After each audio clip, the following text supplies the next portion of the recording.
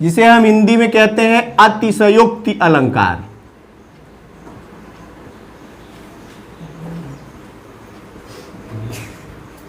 देखो फिर मैं एक बात बता दूं कि किसी भी जो है शब्द की ये पर्टिकुलर वर्ड्स हैं, ये पर्टिकुलर क्या है, वो लिटरेरी डिवाइस हैं, फिगर्स ऑफ स्पीच है। इनका हमें क्या पहचान और इनकी परिभाषा जाननी है। हम परिभाषा और पहचान जानते रहेंगे तो हम किसी भी सेंटेंस में ट्रेस कर लेंगे कि कौन सा फिगर्स ऑफ स्पीच है। और इसकी पहचान क्या है, इसकी परिभाषा, जिस परिभाषा को मैं बता रहा हूं उसको ध्यान से समझो। जैसे अब हाइपरबोली की बात हो रही, अतिशयोक्ति क्या है?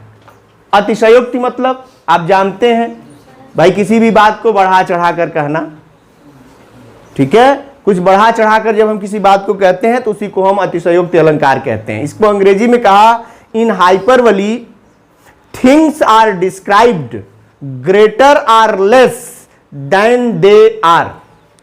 क्या कहा? थिंग्स आर डिस्क्राइब्ड, यानी वस्तुओं को वर्णन किया जाता है, ग्रेटर माने बड़ा और लेस यानी छोटा, अधिक छोटा, अधिक बड़ा या अधिक छोटा बताया जाता है वास्तव में जितना वो हैं। यानी वस्तुओं के बारे में जितना उनकी वास्तविकता है उससे बढ़ाकर या उससे घटाकर जब बताया जाए तो उसी को क्या कहते हैं? अतिशयोक्ति अलंकार कहते हैं। बात समझ में आ रही कि नहीं आ रही है? अब घटाना बढ़ाना कैसे? जैसे कोई सेंटेंस एग्जाम्पल के रूप में रखते हैं तो आई सा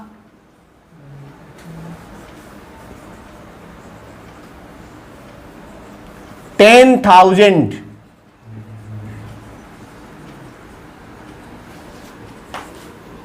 at a glance।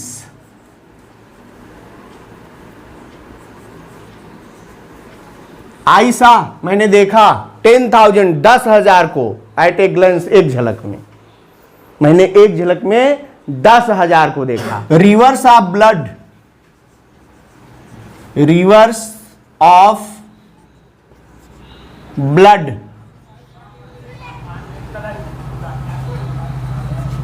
Flowed in the battlefield.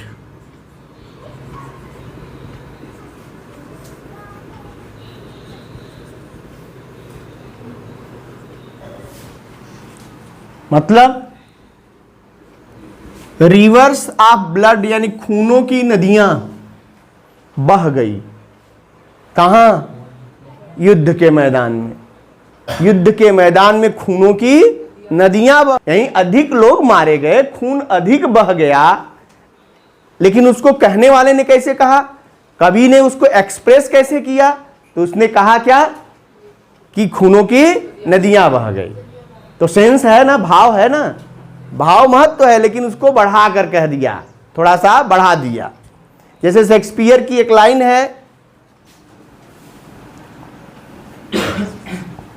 All the perfumes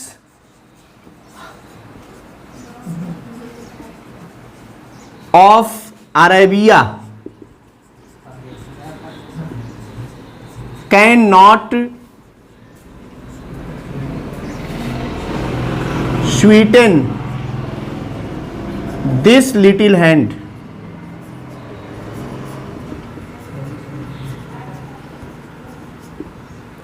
All the perfumes of Arabia cannot sweeten this little hand।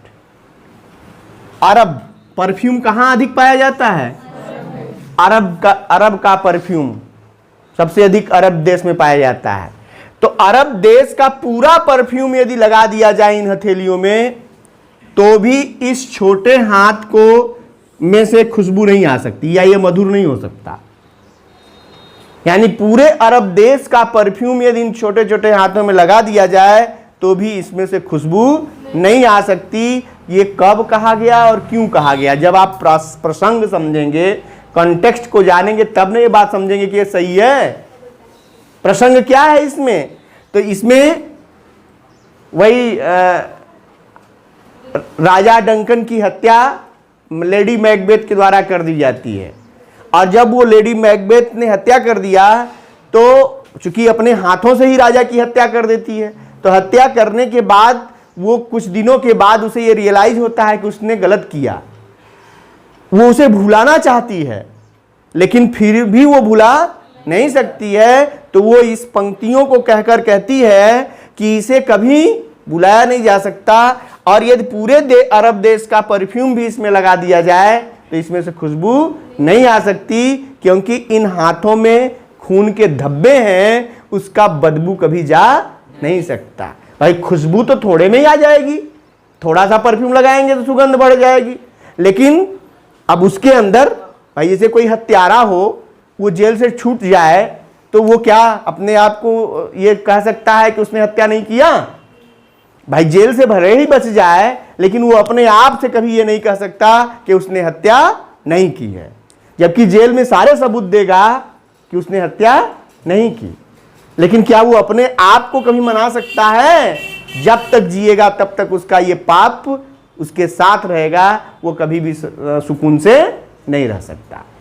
इसका मतलब क्या है? मीनिंग इज दैट कि सेंस इसमें ये है कि बात हुई है, उसी को ऐसे एक्सप्रेस किया गया, थोड़ा बढ़ा चढ़ा के प्रस्तुत कर दिया गया, जिसको हम कौन सा फिगर्स ऑफ स्पीच कहेंगे?